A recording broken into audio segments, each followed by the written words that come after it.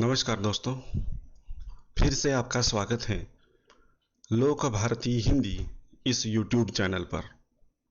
सातारा जिला हिंदी अध्यापक मंडल सातारा और लोक भारती हिंदी के संयुक्त तत्वाधान में सेतु अभ्यास का मार्गदर्शन करने हेतु मैं विनायक बगाड़े आपके सामने उपस्थित हूँ। दिन है 27वां, दिनांक है 27 जुलाई 2021, कक्षा है 9वीं, क्षेत्र है वाचन लेखन श्रवण। इसके लिए अपेक्षित कौशल है छात्र पाठक लेखन का उद्देश्य समझकर अपना मत प्रभावी ढंग से लिखित रूप में अभिव्यक्त करेंगे। एकांकी विधा की विशेषताओं से परिचित होंगे। संकल्पना है गद्य एकांकी। इसमें पहली कृति दी गई है, आओ पता करें। इसमें देखिए, अध्यापक लकड़हारा और वन इस पठित एकांकिका के बारे में विद्यार्थियों से चर्चा करेंगे। एकांकिका के आधार पर छोटा परिवार सुखी परिवार विषय पर अपना मत प्रभावी ढंग से प्रकट करने में छात्र को प्रेरित करेंगे। आओ सक्षम बने। लेखन की अनेक विधाओं में से एक विधा एकांकी।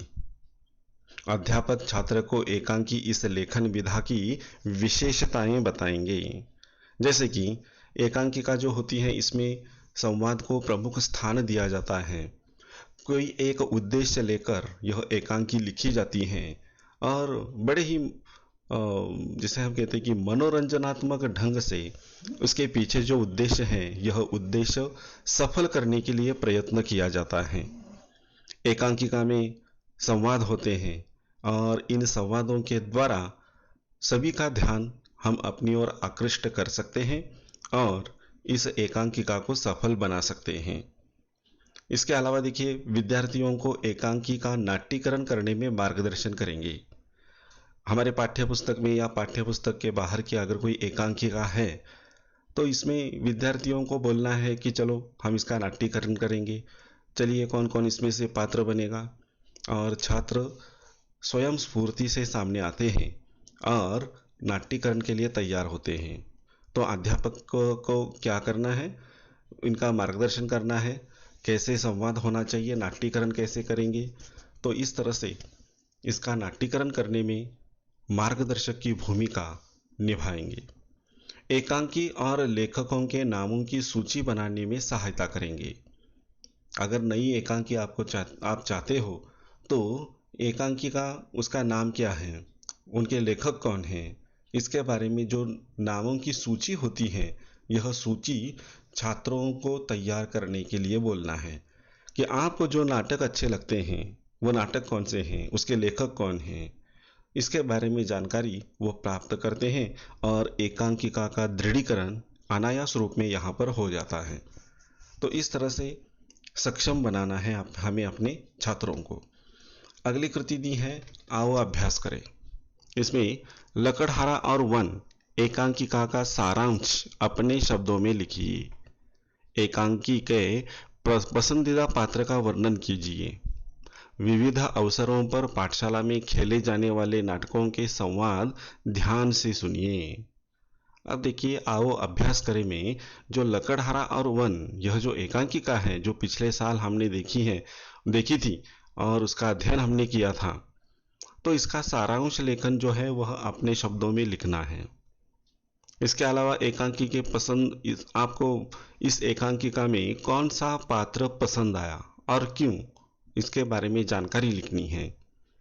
इसके अलावा हमारे विद्यालय में या फिर बाहर कहीं अगर जो नाटक होते हैं, इस नाटकों को गौर से देखना है ताकि समझ में आना चाहिए कि संवाद इस प्रकार होता है। तो ऐसे विभिन्न अवसर मौके अध्यापक अपने विद्यार्थियों को अपनी पाठशाला में उपलब्ध करा देंगे। अगली कृति है, आओ सृजन करें। सृजन करना यानी निर्माण करना, कि चलो हम मिलकर छात्र और विद्यार्थी और अध्यापक दोनों मिलकर एक नया निर्माण करेंगे। अध्यापक छात्रों से प्रकृति हमारी गुरु विषय पर अपने विचार लिखने के लिए कहेंगे। तो छात्रों को प्रकृति हमारी गुरु है इस विषय पर आपको अपने विचार लिखने हैं। तो इसके लिए सोचिए, समझिए, किताबें पढ़िए, अखबार पढ़िए, अंतर्जाल पर जाकर जानकारी प्राप्त कीजिए। लेकिन यह जो बात है, प्रकृति हमारी गुरु, इस विषय को आपको पूर्ण करना है। अगली कृति देखिए। अध्यापक छात्रों से उनकी पसंदीदा एकांकिका का कहानी के रूप में लेखन करने के लिए कहेंगे। आपको लेखन करना है। जो भी आपकी पसंदीदा एकांकी है, जो नाट्यकरण हमने किया है, अगर उसमें से कोई कहानी आपको अच्छी लगती है तो इस एकांकिका को कहानी के रूप में लिखना है। और अंत में दिया है पूरक साहित्य स्रोत। 7वीं कक्षा की चंदा मामा की जय एकांकिका का पठन कीजिए। तो देखिए यहाँ पर दो पाठ दिए हैं, इनका हमें प्रकट वाचन करना जरूरी है। तो पहला पाठ दिया है लकड़हारा और वन। इसके लेखक हैं अरविंद भटनागर। तो ये जो पाठ है, यह पाठ एकांकिका है और इस एकांकिका को प्रभावी मुखर वाचन करते हुए इसका प्रस्तुतिकरण करना है। तो देखते हैं, मैं इसका प्रकट वाचन करता हूं, आप ध्यान से सुनिए। लकड़हारा और वन, अरविंद भटनागर। पात्र 1 लकड़हारा, 2 एक ग्रामीण व्यक्ति के रूप में भगवान, 3 लकड़हारे की पत्नी, 4 एक हरा भरा पेड़। पहला दृश्य, एक लकड़हारा टहलता हुआ मंच पर आता है। लकड़हारे के हाथ में कुल्हाड़ी है। वह पेड़ के पास आकर रुक जाता है।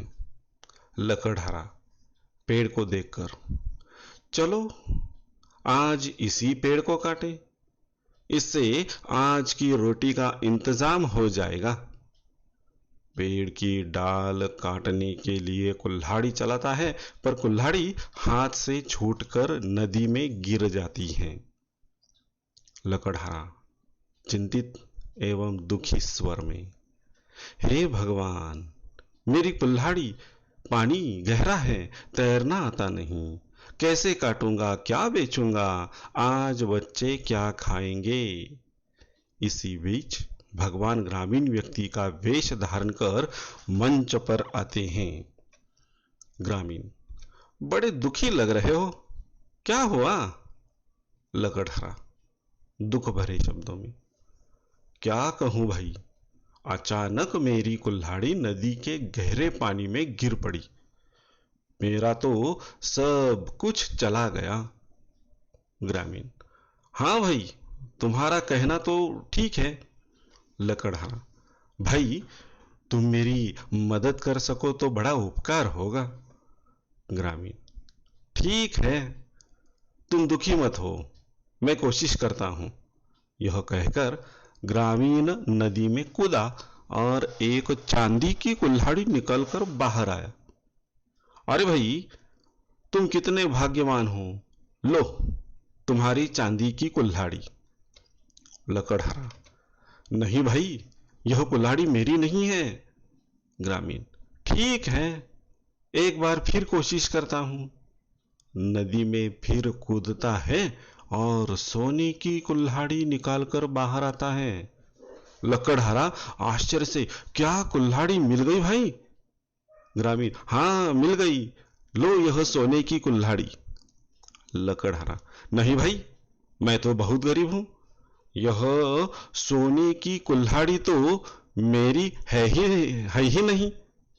दुखी होकर, खैर जाने दो भाई, तुमने मेरे लिए बहुत कष्ट उठाए।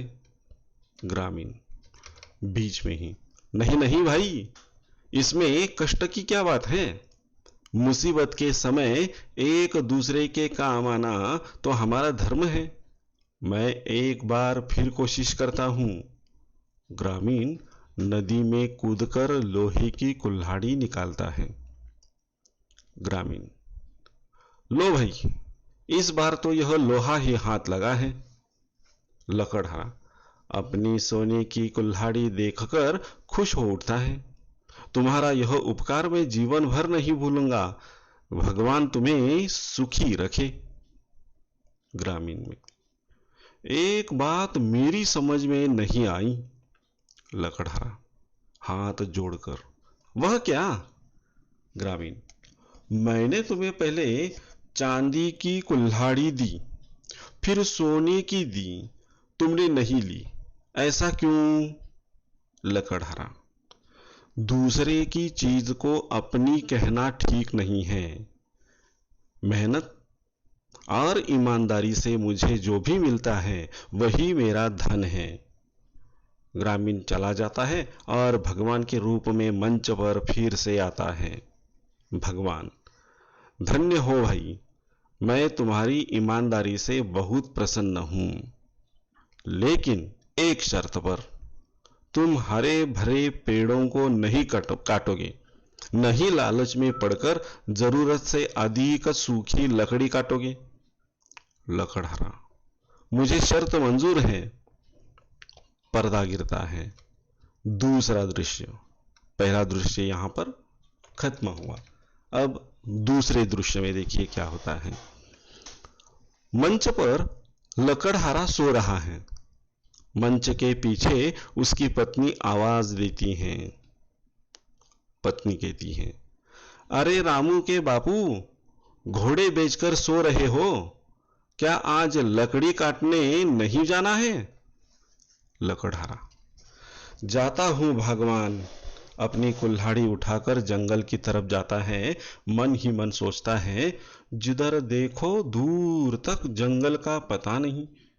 जो थे वे कटते जा रहे हैं और उनकी जगह खड़े हो रहे हैं सीमेंट के जंगल। अचानक उसे चोट लगती है।